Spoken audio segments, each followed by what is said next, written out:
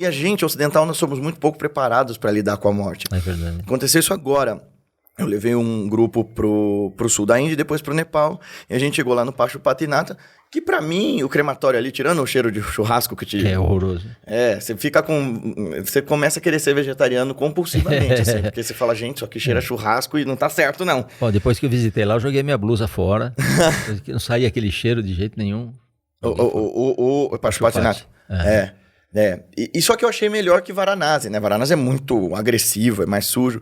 E os alunos ficaram espantadíssimos, assim. Eles ficaram muito chocados, porque aqui no Ocidente a gente lida com a morte de uma forma velada, né? Se alguém... Eu vi isso no hospital, né? Agora eu tô lá fazendo o mestrado no Einstein. Então, quando a gente ia pro refeitório, um dia eu errei o corredor, fui parar no necrotério. Onde é que tá a comida? Exato.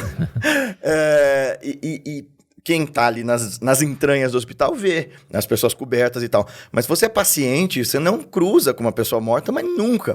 Então, e cremação é a mesma coisa, né? Você tem lá o velório, depois a pessoa entra, fecha a porta, ninguém vê o processo da cremação. Na Índia, não. O pessoal chega com o avô, com o tio, com o pai, no palanquim, né? Assim, é pesado. Bota no negócio ali e todo mundo assiste. Mas eu acho que isso tem um papel muito importante na nossa vida, sabe, professor? Eu acho que todo ser humano tinha que ser preparado para contemplar a morte. O yoga nasce assim, né? As sadhanas, as disciplinas todas que a gente conhece e se apaixona e veio a entender antes como uma ginástica, elas foram inventadas porque esses mestres olhavam para a vida e diziam, e aí, a gente morre no final? E aí, tudo isso aqui acaba? Qual é a natureza dessa existência? O Buda vira o Buda porque se depara com uma pessoa morta, né? Então, se a gente cria essa rica estrutura de equilíbrio interno para olhar para a impermanência tal qual ela é, eu acho que isso dá para nós um senso de urgência de transformar a vida numa coisa que vale a pena, que aqui no Ocidente, como a gente anestesia e finge que não existe, a gente perde, né? Eu acho. Verdade. Não, eu acho que isso que você falou, nós lidamos muito mal com a morte.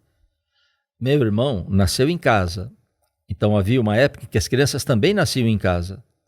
Agora, vida e morte a gente não assiste mais.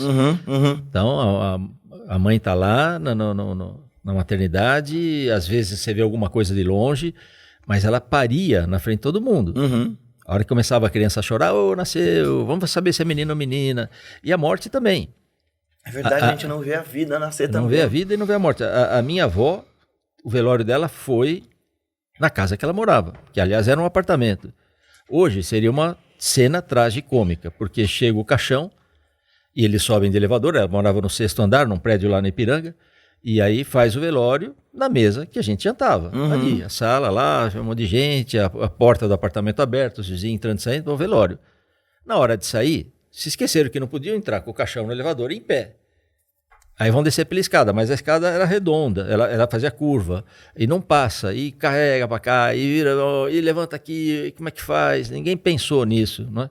Então, isso que eu digo, é meio trágico, é meio cômico. Mas, em pouco tempo, a gente escondeu a morte, você não vê mais a pessoa morrer, o velório olha, faz só abrir tantas horas, fica lá 2 horinhas, acabou, não é? Eu acho que isso faz falta, sim. Sim. Eu acho que isso faz falta. O Campbell fala muito isso, né? Que a gente criou um modo de vida artificializado, e ele fala isso, sei lá, 6, 7 décadas atrás, que a gente perdeu o simbolismo e os rituais que fazem a nossa vida humana ter significado. Por exemplo, a menina, ela necessariamente entende que ela tá virando adulta porque o corpo dela muda e ela menstrua. Então, há um processo de passagem que é inexorável, assim, ela não tem como evitar. Mas os homens, eles sempre fizeram ritos de passagem. Sei lá, na Grécia, fala, sai de casa e vai caçar um lobo. Quando você voltar, se voltar vivo, você é um homem. A gente não tem mais isso. Então a gente tem uma vida artificial e anestesiante, na qual a gente esconde vida, a gente esconde morte, a gente esconde o crescer, e de repente você cria o seu filho como uma pequena criança indefesa até os 18, e a hora que ele faz 18, fala assim, então escolhe a tua faculdade e o que você vai fazer pro resto da vida. Tchau. E aí a gente se surpreende que haja uma sociedade tão traumatizada e esquizofrênica em termos de sociedade. Eu acho que nesse lugar o yoga tem um papel muito rico, muito importante de fazer a gente olhar para dentro com atenção, né? Sem dúvida, porque a gente trabalha com a morte, né? A morte do ego. E aliás, uma das posições que a gente mais ensina no yoga é o Shavasana. Eu costumo dizer para os alunos, eu não chamo de Shavasana a postura do morto. Porque se eu disser assim, agora vamos praticar a postura do cadáver, pronto, estragou a postura. Então, agora nós vamos fazer relaxamento, deita e relaxa. De vez em quando eu digo, essa postura se chama postura do morto. Porque, querendo ou não, é a postura de maior expressão de desapego possível. Uhum. Você está deitado com os braços separados, abertos. Então, é assim, eu desapeguei de tudo. Querendo ou não, o morto desapegou de tudo. E é isso que a gente treina.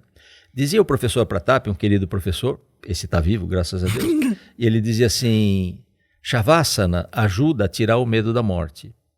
Porque você vai morrer naquela postura. Larga, você começa a pensar, eu tenho que pagar essa conta, larga, você vai largar mesmo, larga agora, larga. E a gente larga tudo e fala assim, pô, sabe o que é legal? Não é tão ruim assim, você larga tudo, a gente está tão apegado, de repente, não precisa mais pagar imposto de renda, não precisa mais, pronto, foi. Então é o treino da morte, meditação também, a morte do ego, né? Tem que acabar com o meu eu para a gente tentar ver esse eu maior, né? Esse outro eu. Então é o treino da morte. Outro dia eu chamei a monja, faz tempo, a monja Cohen, para falar para o nosso grupo de terceira idade lá na USP. Essa é uma das professoras que ele sempre traz no curso. Estou falando que o negócio é muito incrível. Não, a monja é o máximo. E aí, o tema era a morte.